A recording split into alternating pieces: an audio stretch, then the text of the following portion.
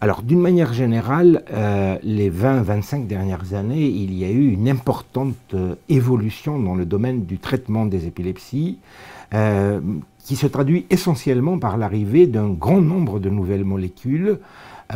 Les anciennes molécules restent des traitements très efficaces, mais à la différence de nouvelles molécules, la tolérance n'était pas si bonne.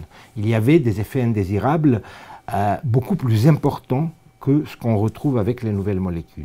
En même temps, c'est vrai que quand on regarde la littérature, on dit toujours qu'il y a un tiers de patients qu'on arrive à contrôler facilement par les antiépileptiques, un tiers qui, on aura du mal mais finissent par répondre, et un dernier tiers que eux on appelle des patients pharmacorésistants. Mais je dirais, ceci est une approche plutôt statistique des choses. Reste le fait qu'aujourd'hui, l'arrivée de toutes ces molécules donne à nos médecins et à nos patients plein de possibilités d'affiner le traitement.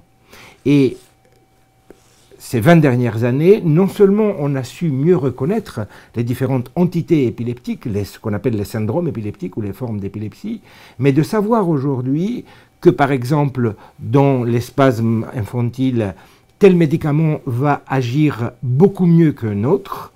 Dans telle forme génétique d'épilepsie, avec des crises, je dirais, sous forme de chute ou sous forme de crise généralisée, il est préférable de prendre les antiépileptiques à spectre large plutôt que les antiépileptiques à visée épilepsie focale. Et donc, on a pu, au fil du temps, affiner le traitement et surtout, on a un meilleur choix si, pour une raison ou pour une autre, un médicament, soit il ne marche pas, soit tout simplement il est mal toléré par un patient et pas nécessairement par un autre.